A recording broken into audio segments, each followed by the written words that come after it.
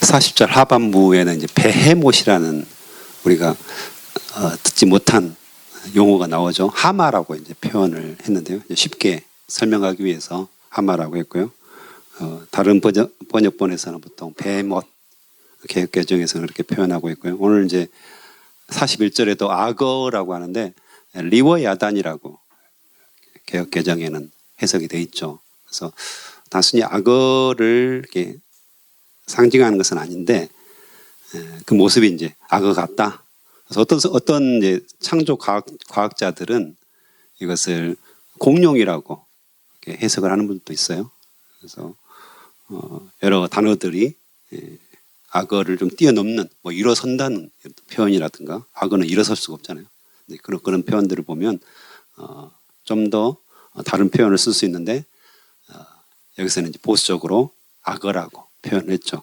그래서 이 리워야단을 찾아보면 다른 뜻으로는 용, 큰 바다 괴물, 그다음에 에뱀, 사단 이런 어떤 뜻이 있습니다. 그래서 계시록에서도 보면 에뱀, 사단 이런 단어들이 나오잖아요. 바다 괴물이다 이렇게 나오는데 리워야단이 좀 더 확장성 있는 뜻을 가지고 있다는 것들을 여러분들이 기억하시고 여기서는 이제 악어라고 표현하고 있죠. 그래서 그 악어의 모습들을 쭉 나타내면서 1절에도 보면 내가 낚시꼬리로 악어를 끌어낼 수 있겠느냐, 끈으로 그의 혀를 맬 수 있겠느냐 이렇게 표현을 하고 있죠. 그래서 결론적으로 이제 10절에 보면 아무리 용감한 자라 해도 그것조차 깨우지 못하는데 누가 감히 내게 맞설 수 있겠느냐, 누가 내게 주고 나서 갚기를 바랄 수 있겠느냐, 세상의 모든 것이 내게 속하지 않겠느냐 이렇게 표현하고요.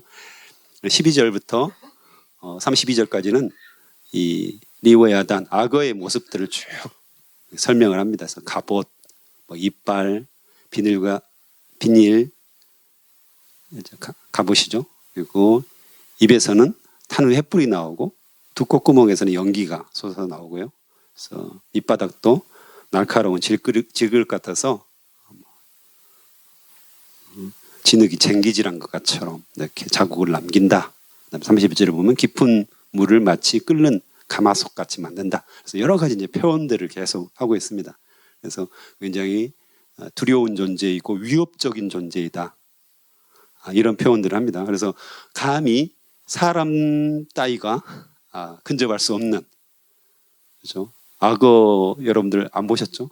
저도 뭐 많이 본 적은 없는데 그래도 이제 열대지방에 가면 악어 농장들이 있잖아요. 관광을 가면 그래서 악어를 볼 수가 있는데 굉장히 위협적이잖아요. 그래서 맨손으로는 도저히 감당할 수 없는, 그렇죠? 아마 그 당시 사람들도 그랬을 거라는 생각이 들어요. 요즘에 이제 뭐 총이라든가 굉장히 기술들이 발달돼서 사육도 하고 양식도 하잖아요. 그래서 5절에 보면 재밌는 표현이 있는데 내가 그것을 새와 놀 수 있는 것처럼 만들어 내 어린 소녀들에게 쥐어줄 수 있겠느냐. 그래서 도저히 잡을 수 없다. 사냥할 수 없다. 그래서 그것들을 애완견처럼 소녀들의 손에 쥐어줄 수 없다. 근데 요즘에는 가능하죠, 지금. 여러분 다 집에 있잖아요. 악어 가죽으로 만든 핸드백. 여러분들이 다 품에 품고 있잖아요. 그래서 요즘에 이 비유를 쓰면 좀 어울리지 않는다라는 생각이 들어요. 요즘은 다 집에 부인들이 하나씩 가지고 있습니다. 놀라운 일이죠. 그래서 사람들이 얼마나 교만해졌을까 이 생각들이 듭니다. 그래서 그 당시에는 이런 표현만 써도 이욥이 납작 엎드리잖아요. 손으로 입을 막는다든가 아주 굉장히 놀라운 표현. 예전에는 제가 귀로 들었었는데 지금은 제가 눈으로 하나님을 봅니다. 그래서 어떤 하나님께서 만드신 피조물의 그 위대함, 그 강력함, 이것에 이렇게 납작 엎드려서 하나님께 경배하고 겸손하게 주님을 찬양하는, 주님께 항복하는 이런 모습인데 요즘은 이런 표현 쓰면 우리 집에 다 악어 가죽으로 만든 핸드백이 다 있는데 이런 표현들을 쓸 것 같습니다. 어쨌든 그 놀라운 피조물 세계를 하나님께서 보여주시니까 어떤 인간이 굉장히 무력하고 아무것도 할 수 없다는 거죠. 한계가 있다는 거죠. 실제로 내가 아무것도 할 수 없는 욥이 그런 심정이었을 것 같아요. 악어가 있는데 리워야단이 있는데 내가 아무것도 할 수 없지. 이걸 긍정하는 겁니다. 그런데 하나님께서 11절에 뭐라고 말씀하십니까? 그 세상의 모든 것이 내 것이다. 내 것이다. 그래서 이제 질문으로 표현했는데 개역개정에는 다 내 것이다. 세상의 모든 것이 다 내 것이다. 이렇게 확실하게 딱 선을 긋죠. 그래서 이 모든 것이 내가 만들었고 통치하고 있다. 네가 보는 이 엄청난 그 전에도 이제 세상의 모든 것들을 보여주잖아요. 그렇죠? 해와 별과 또 세상의 모든 피조 세계들을 하나하나 설명하면서 이 모든 것들을 내가 만들었다. 내가 통치하고 운행하고 있다. 이것을 분명하게 말씀하시죠. 그것에 대해서 욥이 무릎을 꿇는 겁니다. 또한 33절, 34절에 보면 이 리워야단, 악어에 대해서 지구상에서 그것과 같이 두려움을 모르는 것이 없다 하고요. 그것이 교만한 자들을 모두 낮추어 보니 모든 자랑하는 자들의 왕이로다 표현이 있습니다. 그래서 그만큼 이 리워야단, 악어가 강력하다. 그래서 어떤 자랑하는 자들, 교만한 자들의 왕이다 이렇게 표현을 합니다. 그래서 여기서 좀 더 단어가 확장되고 있습니다. 우리가 악어 리워야단 하면 그냥 우리가 보는 욥이 보는 모습에서 좀 더 상징적인 모습으로 확장을 시킵니다. 교만한 자들, 자랑하는 자들, 이게 뭡니까? 사탄의 특징이죠. 세상의 특징이죠. 사탄이 지배하는 세상의 특징이거든요. 자기의 소견에 옳은 대로 행한다고 합니다. 자기가 다 옳다고 생각합니다. 여러분들이 많은 사람들을 만나보면 어떻습니까? 다 자기 주장이 있어요. 다 자기 생각이 있습니다. 더 쉽게 말해서 자기 생각이 있고 자기 논리가 있습니다. 그래서 예수 그리스도께서 당신을 위해서 십자가에 돌아가셨고 우리의 모든 죄를 사해 줬습니다. 이럽니다. 다. 그게 뭔 나하고 뭔 상관이냐. 자기 생각들을 가지고 있기 때문이죠. 저는 자기는 도저히 이해하지 못하겠다는 겁니다. 그 논리를 이해하지 못하겠다. 그래서 교만하죠. 늘 자랑하기를 원하죠. 더 쉽게 말하면 자기를 알아주기를 원하죠. 내가 이런 사람이야. 내가 이런 사람이라는 거죠. 그래서 요즘 강력 사건들이 계속 일어나잖아요. 자기 무시하지 말라는 겁니다. 내가 이런 사람이라는 겁니다. 자기를 드러내고 싶고. 그래서 특별하지 않는 사람들조차도 자기를 드러내고 싶은. 그래서 어떤 큰 사건들을 만드는 거죠. 강력 사건들을 만들어서 자기를 드러내고자 하는 욕망들, 욕구들이 늘 있다는 겁니다. 사탄은 그것을 부추깁니다. 사탄, 루시퍼, 원래 근본적으로 하나님을 찬양하는 천사장이었잖아요. 굉장히 영광스러운 자리였습니다. 하나님을 찬양하는 천사장으로 늘 하나님을 뵈면서 하나님을 찬양하는 무리였다. 얼마나 위대한 존재입니까? 얼마나 영광스러운 존재입니까? 하지만 성경에서는 그가 하나님처럼 되려고 했다고, 하나님을 대적했다고 이야기합니다. 그래서 쫓겨나는 거잖아요. 그래서 이 땅으로 쫓겨났다. 그래서 이 땅을 지배하면서, 세상을 지배하면서 이 사탄이 계속해서 사람들을 부추기는 겁니다. 자랑하게 하고 교만하게 하고 자기가 뭐든지 할 수 있다고 하고. 그래서 이 과학기술이 엄청나게 발달됐잖아요. 이때 엽기 정도 되면 뭐 석기시대 정도, 석기시대에서 이제 막 벗어나지 못하는, 무기도 변변치 않은 시대였거든요. 근데 그 후로 엄청난 발달을 하잖아요. 청동기가 생기고 철기가 생기고 그 외에 뭐 합금들이 생기면서 엄청난 과학기술이 발달되죠. 그래서 사람들은 어떻습니까? 이 과학을 통하여서 우리가 자유롭게 될 수 있을 것이다. 뭐든지 할 수 있을 것이다. 이렇게 이야기합니다. 우주를 개발할 정도 됐으니까요. 그런데 아직도 우리가 질병들을 다 다스리지 못합니다. 그렇죠? 페니실린을 통해서 엄청난 의학 기술이 발달됐지만 그 후로 어떻습니까? 사스네, 메르스네, 그다음에 최근에 코로나네. 엄청난 질병들이 우리가 아무리 연구해도 정복할 수 없는, 상상할 수 없는 또 다른 질병들이 우리 인류에게 생겼거든요. 그러니까 사람들이 굉장히 교만한 것 같은데, 뭐든지 할 수 있을 것 같은데 실은 아무것도 못하는 거죠. 우리가 질병에 걸렸을 때 아무것도 못합니다. 바이러스 하나 우리가 제어할 수 없죠. 감기 바이러스 아시잖아요. 거의 우리가 죽이는 거 아닙니다. 감기에 걸리면 병원에 가면 뭘 하는지 아십니까? 그냥 열 내리고 주변 증상들만 좀 완화를 시키는 거예요. 두통 조금 줄여주고 콧물 조금 덜 나오게 하고 증상을 줄여주는 거지 그 바이러스를 죽이는 거 아닙니다. 완전히 없애는 게 아니라는 거죠. 없애지 않거든요. 근데 사람들은 자기들이 뭐든지 할 수 있다고 그렇게 교만하게 하나님을 대적합니다. 그래서 이런 바이러스의 어떤 모습을 봐도 정말 사람이 무력하고 연약한 존재이고 이걸 알 수 있죠. 최근에 뉴스 보니까 빈대가 그렇게 많아졌답니다. 네, 유럽 쪽에서 아마 들어왔나 봐요.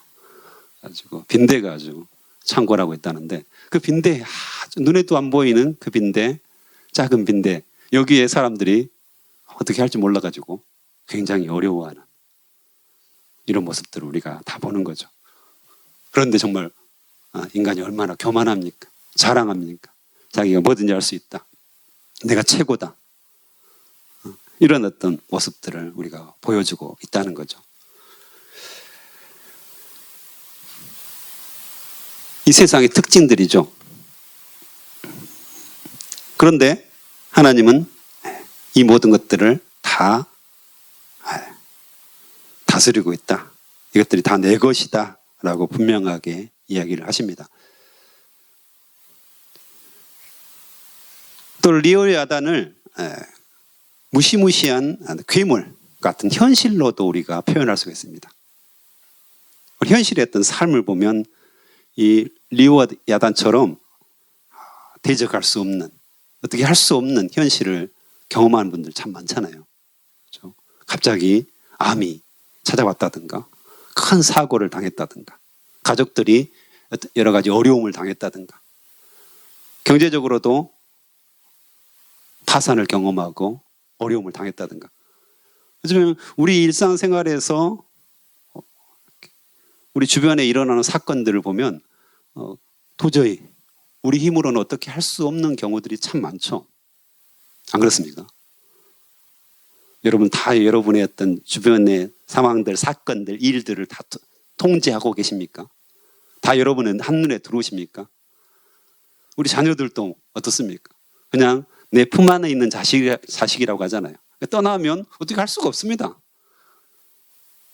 자식이 어떻게 살고 있는지, 뭘 먹고 있는지, 어떤 생각을 하고 있는지, 예수 그리스도를 잘 믿고 있는지, 교회에 잘 다니는지 아무도 모릅니다. 어떻게 할 수도 없습니다. 전화 한 통화 해줄 수밖에 없는 그런 존재들이잖아요. 요즘 저희 아들 우진이가 어제 현장 실습을 나갔습니다. 장애인들을 위한 현장 실습들이 아주 간단한 거죠. 뭐 병원에 갔는데 린넨 있잖아요. 린넨하고 환자복들 그걸 이제 옮겨주고 뭐 병실에서 이렇게 옮겨가지고 한때 모아주는 뭐 이런 어떤 아주 단순한 일들을 하는데 처음 이제 나가니까 조금 저희들 마음속에 불안함도 있고 잘할 수 있을까? 또 이제 점점 사회에 적응해 나가야 되는 시기거든요. 이제 학교를 떠나서 막 사회에 나가서 어쨌든 자기가 먹고 살 일들을 해야 되고 어느 정도 독립을 해야 되는 늘 불안하죠. 근데 어떡합니까? 제가 날마다 매 순간마다 우진이 뒤를 졸졸졸 따라다니면서 도와줄 수 있는 겁니까? 안 되는 거잖아요. 그래서 현실이 그렇습니다. 다 나름대로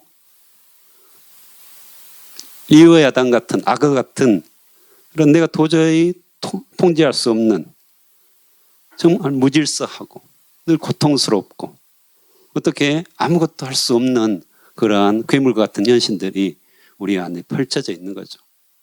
다 가지고 있죠.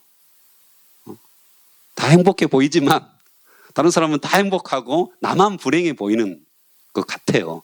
근데요, 그렇지 않습니다. 조금만 더 들여다보면 다 나름대로 고민이 있고 어려운 현실들이 있고 풀지 못한 숙제들이 있고 그것이 바로 사단이 다스리는 세상이라고 성경은 말합니다. 지금 욥이 당한 그런 현실이죠. 욥도 그것을 상상이라 했겠습니까? 자기가 당한 어떤 고난, 이 고통을 1년 전에는 전혀 상상할 수 없었던 그런 고통이 지금 다가왔거든요. 그런 과정을 거치면서 욥은 하나님을 만나게 됩니다. 하나님을 만나게 되는 거죠. 그리고 하나님께서 다 내 것이다. 분명하게 말씀해 주시는 것들을 듣는 거죠. 그래서 우리의 삶 속에 늘 고난이 있고 어려움이 있고 무시무시한 괴물과 같은 현실들이 계속 찾아올 때 성경은 우리가 어떻게 해야 될지를 한 번쯤 고민하게 합니다. 시원하게 해결해 주는 것 같지는 않습니다. 하지만 욥이 하나님께 울부짖고 부르짖고 기도하고 하나님을 만나고 싶습니다. 하나님 앞에서 대면하고 싶습니다. 그 간절한 기도를 드렸을 때 하나님은 욥에게 어떻게 하십니까? 나타나셨고요. 말씀하셨습니다. 정확하게 말씀을 하시는 거죠. 이 모든 것들이 내가 통제하고 있고 통치하고 있고 다스리고 있는 상황이다. 이것을 드디어 이 욥이 깨닫게 된 겁니다. 그래서 욥이 두 손을 하나님께 높이 들고 주님께 온전한 것들을 의지하는 그런 삶을 살고 있는데요. 그래서 오늘 기도를 통하여서